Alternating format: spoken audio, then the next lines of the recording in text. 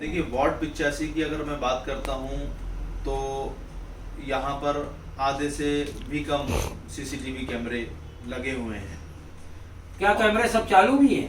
कैमरे सब चालू हैं, इसकी तस्दीक तो होनी चाहिए, क्योंकि होता क्या है कि अक्सर वारदातें होती हैं तो जब कैमरों को खंगाला जाता है तो पता चलता है कि उनमें कोई रिकॉर्डिंगें नहीं हो रही हैं।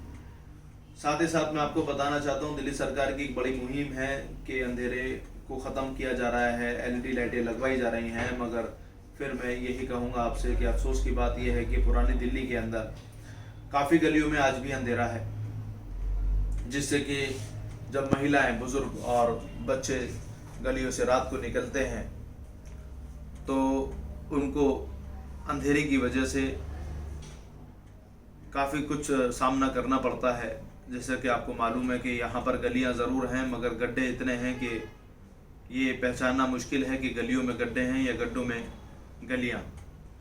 और अंधेरे की वजह से हमारे बुज़ुर्गों को भी बड़ा परेशानी का सामना करना पड़ता है। जब वो वहाँ से गुज़रते हैं तो उनको ठोकर लगती है, वो गिरते हैं, उनको चोटें आती हैं।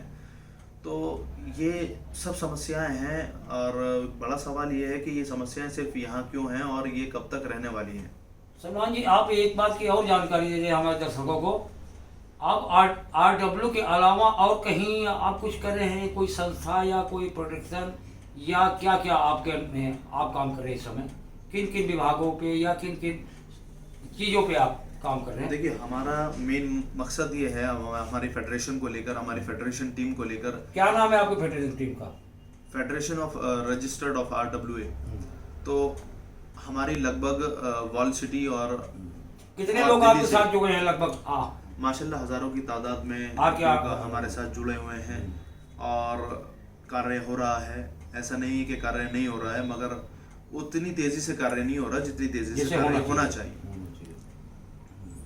जैसे आप देख रहे हैं कि चांदनी चौक रीडेवलपमेंट हो रहा है, वहाँ पर सौंदर्यीकरण हो रहा है, मगर अफसोस की बात यह है कि चांदनी चौक में तो कारोबारी लोग आते हैं मगर जामा मस्जिद इलाका ऐसा है जहाँ पर दुनिया का टूरिस्ट आता है। बिल्कुल यही मैं पूछने वाला भी था आपसे क्वेश्चन के क्या कारण है आज यहाँ जो है दुनिया का माना हुआ जामा मस्जिद इलाका, इधर लाल किला, इधर जामा मस्जिद, उधर गौरी शंकर मंदिर, यानी कि अनेक धर्मों को जो होता है ये, फिर भी इस जगह का विकास क्यों नहीं हो रहा? किसकी वजह नहीं हो रहा? जिम्मेदार आप किसको मानते हो?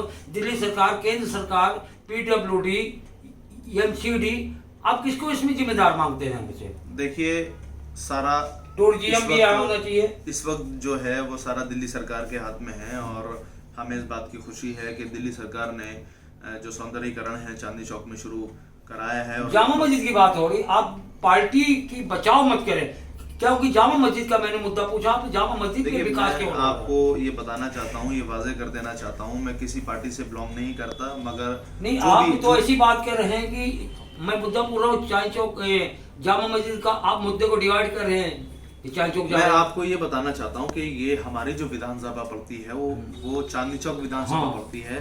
तो चांदनी चौक का मैं नाम इसलिए ले रहा हूँ क्योंकि वो भी हमारी विधानसभा का एक हिस्सा है। हम ये चाहते हैं कि जिस तरीके से चांदनी चौक विधानसभा के अंदर कार्य हो रहा है वो कार्य, वो सौंदर्यीकरण, वो रीडेवलपमेंट जामा मस्जिद इलाके में भी बहुत ज्यादा जरूरी है। क्या आपने कोई लेटर अपना प्रवक्ता विभाग को आपने दिया? देखिए हमने इस बारे में दिल्ली सरकार से भी बात की है और आपको मैं ये भी बताना चाहता हूँ कि हमारे जो MLA हैं श्री प्रहलाद सिंह साहनी, वो DR जो हमारा